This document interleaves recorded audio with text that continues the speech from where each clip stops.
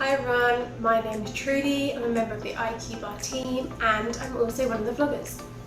The vlogging team are focusing on age appropriate content and my vlog will be focused on breadies who are 12 and under. This vlog is the second vlog about age appropriate content for breadies 12 and under. So remember to take a look at my first vlog where I identify the age related milestones and discuss what the curriculum should look like across these age groups. If you're looking for information on breadies who are 12 and above, you can check out Mark's vlog.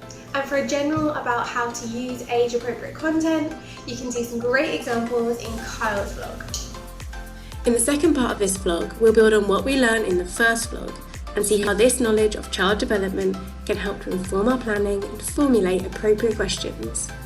In the third part, we'll talk about how our breadies' interests have changed, the emotional maturity of our breadies and how this differs across the year groups, as well as some ideas and examples of what you could be using with your breadies at different milestones.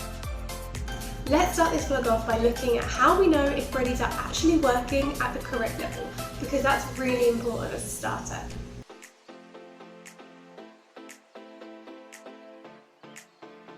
With all of what was discussed in my first part of the vlog about child development and the milestones that we need to consider, this is why it's so important that we work as a team to identify any breadies who we feel are perhaps working at the incorrect level so they can be assessed by the team.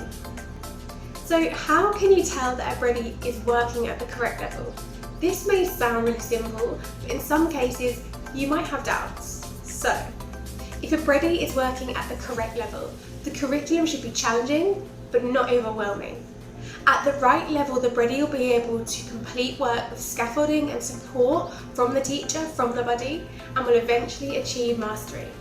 Though the milestones that we've discussed in vlog 1 are the predictable sequences and steps, we all know that children make progress in their own unique way, so bear that in mind. For us to be successful teachers and successful buddies, we have to recognise the expectations and the milestones of a child for a particular age, and the ranges of their achievement in reading, writing, etc.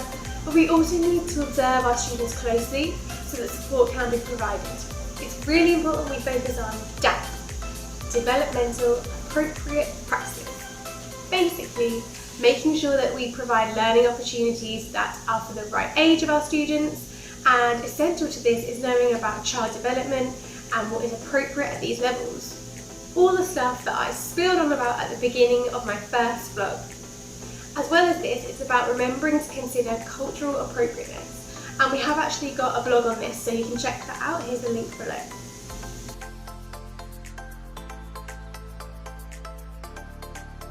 Our breadies' thinking skills are going to change, so we need to adapt our questioning styles. As teachers, as a buddy, we ask a lot of questions, almost instinctively, but it's important to think about if the question we're asking is the best way of getting response or the information that we're looking for. For questions to be effective, they need to be planned. Also remember that children need at least 3 seconds to formulate an answer, so don't be tempted to just keep asking a string of questions. Pause, then ask a question once they've responded. I'm going to get into a little bit of theory here.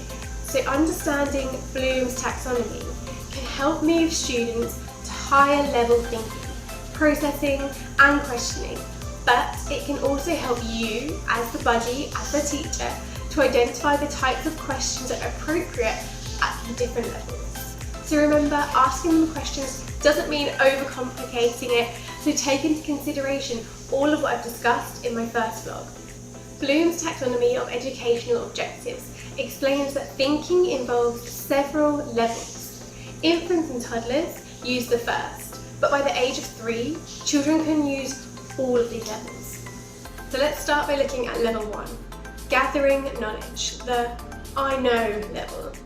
This consists of acquiring basic pieces of information. Asking children to identify and describe objects encourages thinking on this level. The processing skills here will be things like I remember, I know, I recall, I define, and activities we can use are things such as making a list, labelling a picture, filling in the blanks, matching, and reciting, and also maybe making a timeline. Level 2, comprehending and confirming, the I understand level. This involves looking at the meaning of the knowledge that has been gathered and drawing conclusions on it. A good question that you could ask to encourage this level of thinking might be, for example, the yellow sponge floats. What about the other sponges? The processing skills that we're using here are things such as I can reword or retell, I can summarise, explain and paraphrase, and activities we can use are things such as drawing pictures, using role play, getting them to retell, getting them to give examples, or to write a summary, maybe in the form of a newspaper. Level 3, applying, the I use what I know level. This entails using what has been learned in new situations. Asking children to consider a newly learned fact as they build or make something can foster this level of thinking. The processing skills used here are things such as I research, I demonstrate how, I can problem solve, I can perform, and activities that we could use are things such as writing headlines, designing a brochure, or getting them to give a demonstration. Level 4, the analysing level, the I break down information level. This involves thinking about a whole in terms of various parts, and you can encourage this level of thinking by asking children what materials they could use for a particular project. The processing skills they'll be using here are things like I can compare, contrast, I can note the relationships, I can predict, I can critique.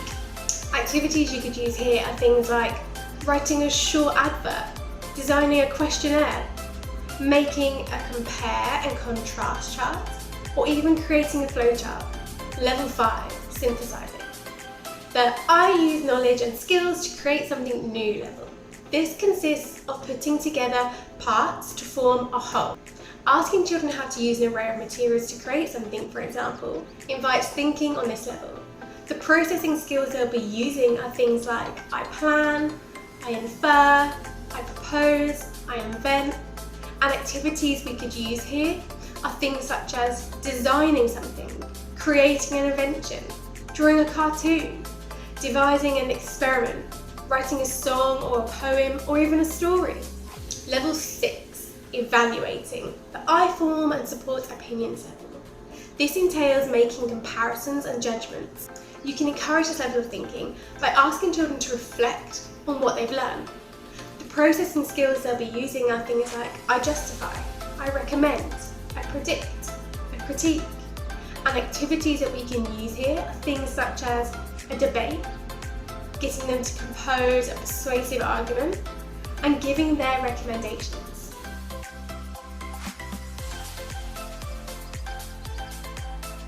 Thanks for watching my vlog today, and I really hope that all of this has helped.